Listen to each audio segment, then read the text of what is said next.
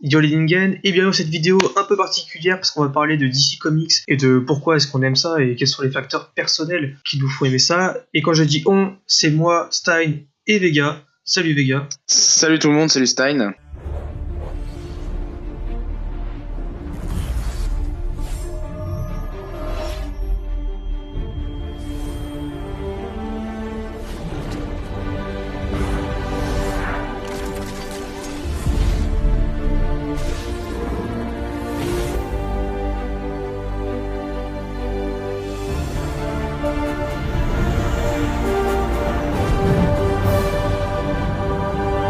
Alors du coup Vega, pour commencer, on va faire un petit récapitulatif de ce qu'est DC Comics. Du coup je te laisse présenter ce que c'est. Donc oui, DC Comics, l'écurie rivale de Marvel. Donc DC Comics qui est une abréviation de Detective Comics. Ça a été fondé en 1934 et le premier super-héros du coup de cette maison d'édition est Superman, qui est arrivé en 1938. J'ai oublié de dire que DC Comics a été fondé par un ancien militaire. Donc c'est pour ça qu'en fait cette maison d'édition est un petit peu particulière et bourrée de valeurs en fait, un petit peu même de valeurs. On va y revenir après. Mais c'est vrai qu'il y a pas mal de valeurs un petit peu même de côté militaire, tout ça on le sent un petit peu en fait dans tout ça. On a ensuite Batman qui est arrivé en 1939. On a Flash, Arrow, Wonder Woman. Tous ces personnages-là cultes, voilà, iconiques de chez DC qui sont arrivés dans les années 40, 50. Donc voilà pour la partie introduction de DC. Maintenant, on va expliquer pourquoi on aime tant DC Comics. Donc c'est tout simple. Je pense que objectivement, il y a l'aspect nostalgie qui rentre en compte. C'est pas pour toi. La nostalgie, notamment avec les séries animées Justice League 2000, Justice League des années 2000. Batman de 94 et Batman de 2004, dont on parle peu en fait dans l'esprit général, mais qui malgré tout a participé à la popularisation de Batman et de DC Comics en France. Enfin, du moins pour les générations un peu plus vieilles, un peu plus jeunes que la nôtre. Mais nous on était quand même pas dedans, enfin on l'a vu. Ouais, c'est notre génération. C'est ça en fait, il y a cette nostalgie du coup, ce lien avec l'enfance, qui fait que forcément on a eu le temps de s'attacher à l'univers, on a grandi avec. Et en fait, il fait partie de nous, en fait. C'est un peu comme l'époque de Star Wars, où les gens ont grandi avec Star Wars et l'univers fait partie d'eux. Ce qui fait que pour la plupart, ils ont envie de se suicider en voyant les nouveaux Star Wars. Et nous, c'est un peu pareil. Quand on voit les DC au cinéma, on n'est pas bien. Il y a cette petite arrière-odeur de merde, en fait. Parce que c'est pas bon ce qu'on nous sait. Ouais, j'ai commencé à me tailler les veines. Ouais, c'est ça, en fait. et non, du coup, on est fan de l'univers. On a commencé tôt, je sais pas, j'avais peut-être 4 ans quand j'ai commencé à regarder du DC à la télé ou en cassette ou comme ça à l'époque. Et forcément, voilà, on est attaché. Ouais, c'est tout à fait ça. Puis on a découvert surtout Batman avec la série de 1994. Et la série de 1994, elle pose très très bien les bases, les relations Batman Joker, Batman Harvey Dent, enfin double face. Batman Pingouin, voilà, elle introduit très très bien l'univers du coup de Batman. Et donc voilà, moi on parle surtout de Batman parce que c'est vrai que Batman c'est un petit peu le personnage le plus populaire en fait de DC Comics, un petit peu comme Superman. Ouais, c'est les deux fondateurs, on va dire. Voilà, c'est ça, c'est les personnages cultes en fait de l'univers.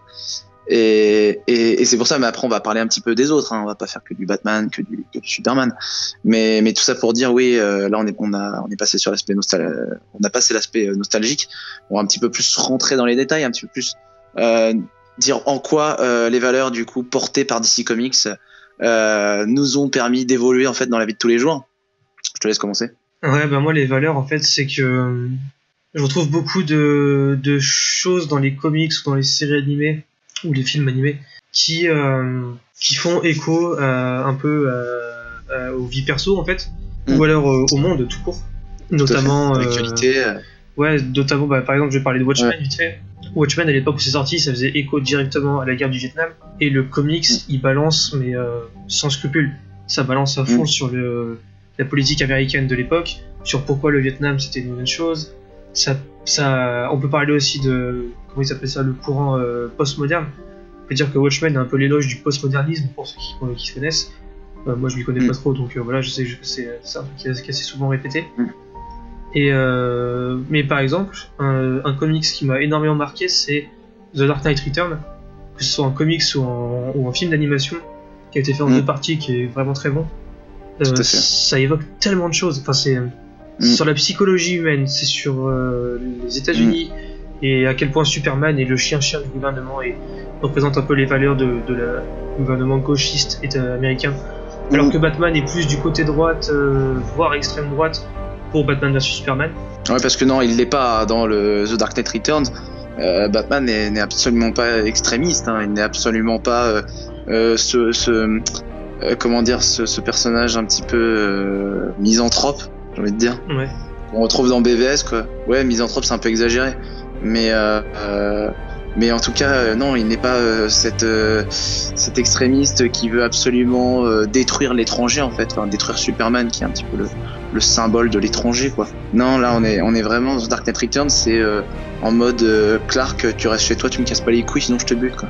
Enfin, il le bute pas, mais voilà, en tout cas, une bonne branlée, on met les idées en place, quoi. Ouais, on est un peu sur ça, en fait. Batman, il fait rien de mal, il nuit à personne, en fait, dans The Dark Knight Returns. Il a juste un petit peu fondé, enfin c'est pas un petit peu, il a fondé, on va dire, sa propre milice, Batman, qui fait régner l'ordre, du coup, à Gotham, alors que dans toutes les autres villes, c'est le chaos, en fait. Voilà, Eric, c'est devenu incontrôlable, tout ça. Et malheureusement, ça plaît pas au gouvernement, parce que ça nuit à l'image du gouvernement, ça fait passer le gouvernement pour des tirs au flanc, ceux qu'ils sont, vraiment, en fait. Et du coup, le gouvernement, devant ça, il appelle Superman, il dit bon, Clark, enfin, il dit pas Clark, il dit Superman, maintenant, il faut que t'ailles mater Batman, parce que Batman, il nous fait de l'ombre. C'est le cas de le dire. Voilà. Ouais, c'est ça. Et ça, c'est qu'un exemple des valeurs qu'on peut retrouver chez DC Comics. Parce que si on prend un exemple beaucoup plus récent, beaucoup plus contemporain, c'est les films de Nolan, où dedans, les films de Nolan sont une mine d'or de phrases philosophiques. Je dirais pas, tu vois, c'est pas politique, mais philosophique. Ouais, ça c'est philosophique, ouais. Ouais, c'est ça. C'est une vraie mine d'or, genre on a des phrases comme pourquoi tombons-nous pour mieux nous relever. Ça, tu peux l'appliquer à la vie de tous les jours. Carrément. Ou encore qui que je sois au fond de moi, je ne suis jugé que par mes actes. Que par mes actes, ouais. Et là, on est clairement sur la société actuelle, sur un peu la société de consommation, en fait. On est un peu sur la société du paraître, où chacun est jugé sur la première apparence ou sur ce qu'il fait. Et si quelqu'un fait quelque chose de socialement encore mauvais, il va être jugé comme mauvais, alors que ça se trouve, c'est une très bonne personne. Et ça, c'est vraiment ouf. C'est chez DC qu'on retrouve ce genre de choses, c'est vraiment intéressant. Ouais, on parle surtout des Batman parce que c'est vrai que, encore une fois, je vais me répéter, mais c'est vrai que c'est les films qui ont été. Il y a eu plus de films sur Batman que sur n'importe quel autre super-héros, quoi. Ouais. Et c'est pour ça, et en plus des très bons films. Hein. Voilà, c'est pour ça on a cité Nolan. Voilà, après, on aurait pu vous parler aussi, d'autres films d'animation. Mais je pense que les autres films d'animation sont moins porteurs de messages et de valeurs que The Dark Returns. Voilà, je pense. Ouais, je sais. De tête comme ça, je dirais quel film pourrait être porteur de valeur. Non, parce qu'après Under the Red Hood, c'est un très bon film d'animation, mais il porte pas de valeur tant que ça. C'est plus personnel, en fait, on va dire. Là, c'est vraiment plus personnel. Ouais. C'est vraiment. Là, c'est vraiment l'histoire de Batman, de sa relation avec l'un de ses anciens, du coup, Robin. Jason Todd, qui est devenu Red Hood, donc qui est passé de l'autre côté, du mauvais côté de la loi. Et on a ce triangle en fait avec le Joker en fait, parce que le Joker a créé Red Hood, comme il a créé bon nombre de vilains chez DC Comics en fait. Donc histoire beaucoup plus personnelle, très touchante. Donc si vous ne connaissez pas ce film d'animation ou même le comics, je pense que et si vous adorez Batman, je pense que vous devriez jeter un petit coup d'œil. Ouais, c'est clair, on vous conseille carrément ce comics. Qui est au prix de 35€, donc c'est une sacrée somme, mais il y a tellement de pages que ça vaut le coup. Vous devriez peut-être regarder le film d'animation plutôt. Du coup, non mais oui, c'est comme ça que j'ai découvert le truc. En plus, moi, c'est avec le film d'animation, c'est pour ça. Ouais. Mais ouais, sinon les films d'animation très sympas pour ceux qui. Là, par contre, on le recommande un petit peu plus pour les fans. Parce que c'est vrai que de The Dark Knight Returns, là on pourrait peut-être le recommander pour même des gens qui ne sont pas vraiment fans en fait, qui sont plus là pour avoir une une histoire comme on l'a dit, avec des valeurs telles que voilà, la peur de l'étranger, machin, enfin voilà, toutes ces choses. Mais voilà, pour ce qui est de Batman, je pense qu'on a bien fait le tour de la question. Superman, lui, il a Man of Steel, qui est très bien aussi niveau valeur. Hein. On est sur vraiment l'étranger qui débarque sur Terre, qui veut pas causer d'histoire, mais malgré tout, malgré lui, son passé va le rattraper un petit peu. On a pareil un Man of Steel qui est assez philosophique hein, finalement aussi. Hein, finalement, ouais, je trouve que Man of Steel il joue beaucoup sur un peu le côté divin et religieux de Superman par rapport aux hommes, et en même temps le côté c'est un alien. Et comment on fait un alien, on sait le tuer. C'est ça. En fait, on joue beaucoup plus sur justement la peur en fait que pourrait provoquer Superman sur les humains. En fait, c'est un petit peu. On joue vachement sur le regard de l'autre en fait. C'est pour ça que son père adoptif, d'ailleurs, Jonathan Kent se sacrifie en fait dans le film. Oui, j'ai un peu spoilé ceux qui n'ont pas vu le film. Je pense que tout le monde l'a vu, vu qu'il est sorti en 2013. Ouais, c'est pas comme si j'avais spoilé Endgame, quoi. Voilà.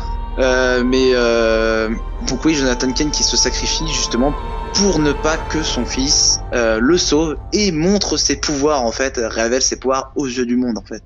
Voilà, le but ici c'est vraiment de cacher l'identité de Superman pour qu'il soit accepté par la société. En fait. Parce qu'on aurait peur sinon qu'il soit pas accepté. C'est ça, il y a un petit peu le côté il faut cacher sa différence pour être accepté par les autres. C'est ça. Qui est toujours d'actualité aujourd'hui. Hein.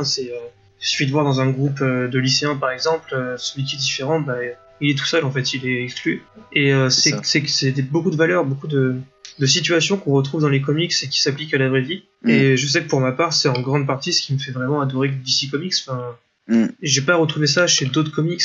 Peut-être parce que j'en ai pas lu assez comparé à DC, parce que DC j'en ai pas mal là. Derrière là-bas, il y en a pas, il y en a 80 à peu près. Ouais, moi aussi, c'est vrai qu'il y a une bonne trentaine quoi. Et 80% sur Batman. Ouais, c'est ça. Ouais. Beaucoup de Batman tous les deux. Et beaucoup de bons Batman, parce que alors il y a certains, voilà, on va pas faire de langue de bois. Il y a certains comics qui sont mauvais, certains films, Suicide Squad, Justice League, qui sont éclatés, qu'il faut même pas regarder. Mais dans l'ensemble, DC Comics, je trouve que ça apporte beaucoup de choses aux personnes qui passent le cap de se dire c'est pas qu'un comics, c'est plus. Et c'est vachement intéressant. Et c'est une bonne porte d'entrée, je pense, pour DC Comics aussi, voilà, donc on a parlé des valeurs, mais on pense tous les deux que DC Comics a un très très gros potentiel encore en fait dans le monde du cinéma actuel. Alors que Marvel, par contre, je trouve que cinématographiquement, qui a de très bons films, est en train de s'essouffler. Je pense que Marvel sont arrivés un petit peu en bout de course quoi. Pour ceux qui ont vu Endgame, voilà, je vais pas spoiler, mais vous savez pourquoi. La parenthèse est close, je vais pas aller plus loin. Du coup, mais voilà, en tout cas, on pense que DC Comics a encore beaucoup de choses à nous offrir. Parce qu'on n'a pas vraiment encore eu un univers connecté à Marvel, et on aimerait bien avoir ce genre d'univers connecté.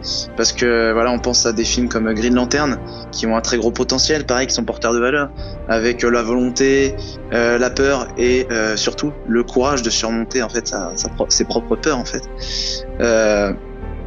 Ça, faudrait le mettre au cinéma. On a Wonder Man qui a été mise au cinéma, donc un film historique avec une Wonder Woman un petit peu candide. Voilà, un film historique très sympa d'ailleurs. Donc nous, on a plutôt bien aimé, et puis qui est un peu une figure du féminisme en fait. Ouais, c'est un peu une figure malgré elle, parce que le film, contrairement à Captain Marvel, n'a pas été pensé comme étant le porte-parole du féminisme. Mais au final, Wonder Woman est bien plus féministe que Captain Marvel, même si Captain Marvel était quand même très appréciable, malgré le côté Thriller Osef. Et Wonder Woman est plus emblématique. C'est ça, c'est emblématique. Plus iconique. Ouais, c'est ça. Ouais. Et je pense que, ouais, comme tu dis, il y a beaucoup de films qui devraient faire l'objet de... Non, beaucoup de personnages qui devraient faire l'objet de films. Parce qu'il y a beaucoup de choses à raconter sur beaucoup de personnages, même des personnages secondaires, voire tertiaires pour certains. Et ça d'ailleurs, ça sera l'objet d'une prochaine vidéo, voire d'une série de vidéos, qui sont les personnages qui méritent d'avoir un film chez DC Comics. Et en gros, le principe de cette vidéo, ça sera qu'on vous dira, on vous présentera un personnage et on vous présentera une idée de scénario par exemple, et de pourquoi il faudrait faire ce film. Ouais. Puis là en plus on n'a même pas encore fait le tour des personnages, parce que Cyborg aussi pourrait avoir un film. Cyborg, moi j'apprécie pas tellement le personnage, mais mais voilà, c'est un petit peu dans ses pouvoirs, en fait, ses caractéristiques sont un petit peu dans la lignée de l'actualité, quoi. C'est-à-dire, on a clairement un technophile. C'est-à-dire, le cyborg est un personnage qui est du coup connecté, un hacker, tout ça. Enfin, c'est vraiment pile dans l'actualité. C'est vraiment dans la technologie, tout ça. Je pense qu'il y aurait moyen de développer un film là-dessus. On a un autre personnage, moi, justement, que Cyborg a remplacé, que moi je préférais, c'était Martian Manhunter. Martian Manhunter, je pense qu'aussi il pourrait y avoir matière à dire. Il est tout comme Superman, c'est un extraterrestre qui s'est échappé, justement, qui a fui sa planète. Qui a dû fuir sa planète, ouais. Mais lui, par contre, contrairement à Superman, il a vécu en fait la catastrophe qui a frappé sa planète. Il a tout vu en fait. Il a vu la mort de sa femme, de son fils, et il a vu l'invasion des Martiens blancs. Donc je pense que ça pourrait être un bon film de science-fiction au cinéma, tu vois. C'est pour être un film en même temps super-héros et en même temps science-fiction. Et je pense ça pourrait être sympa. J'aimerais bien revoir Martian Manhunter dans l'univers DC Comics. Ouais, parce qu'on pourrait faire un film de guerre et science-fiction, une sorte de guerre science-fiction, mais en même temps une sorte de drame humain avec la perte d'une planète et d'une famille et tout ça. Ça pourrait être super intéressant. Ouais, et puis contrairement à Superman, en plus, Superman qui a un emblème, en fait, qui est l'extraterrestre emblème, faut pas oublier que Martian Manhunter, il a des particularités qui lui sont propres. Il est capable il a des capacités de se transformer, en fait, de se métamorphoser en qui il veut, en fait, prendre l'apparence de qui il veut, donc il peut se fondre, en fait, dans la société, clairement. Et c'est un métamorphe. Métamorphe, ouais. Voilà, donc il est capable de prendre l'apparence de n'importe qui. Donc lui n'a pas ce problème que Superman a. Donc voilà, un film sur Martian Manhunter très très intéressant. Voilà, j'espère qu'ils auront cette idée. Flash aussi. Donc moi Flash, voilà, pour finir, je voulais parler de Flash. Donc je te laisse. Vas-y si tu veux parler de Flash avant moi. Ouais, en fait Flash c'est un personnage qui nous tient beaucoup à cœur parce que il peut passer comme le comique de service, notamment quand on voit Justice Moose. Mais en fait Flash c'est tellement plus.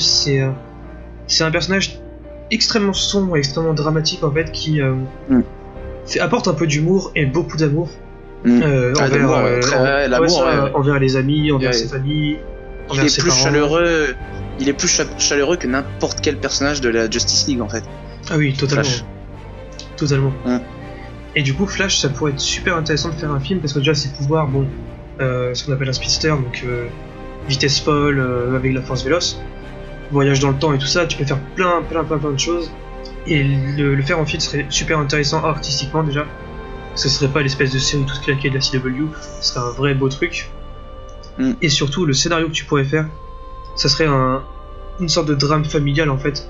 Enfin, aborder les valeurs du drame familial et de la perte d'un parent et de la perte d'un proche quelconque en fait. Et puis il y a deux versions, il y a Barry Allen, il y a Wally West. Il y a Wally West, deuxième version, qui arrive plus tard dans les comics.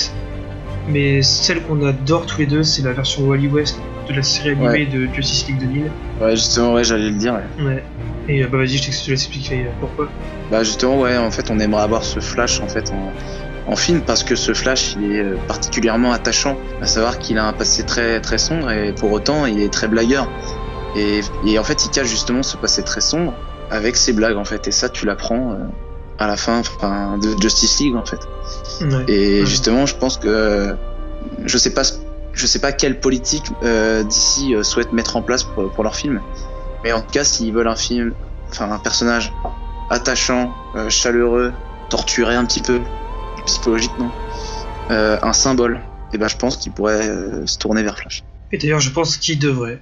Et du coup pour résumer, voilà, en fait nous ce qui nous plaît chez DC c'est ce que ça nous a apporté dans la vie, ce que ça nous a apporté en termes de connaissances artistiques, historiques, plein de choses, en termes de connaissances tout court.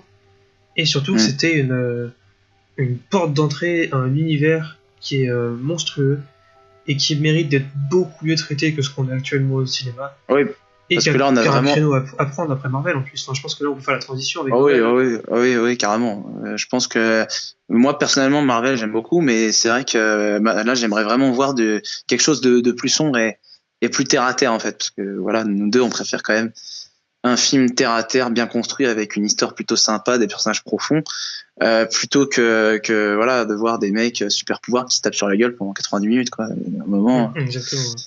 Et voilà, donc là j'allais dire en plus cette vidéo-là, on a pris vraiment les figures emblématiques de chez DC et on aurait pu creuser plus et parler d'autres personnages, d'autres anti-héros, d'autres super vilains. Voilà, on aurait pu parler de plein d'autres choses, mais c'est vrai que voilà, le temps nous manque et voilà, on voulait surtout voilà parler principalement voilà, des valeurs liées aux personnages les plus importants.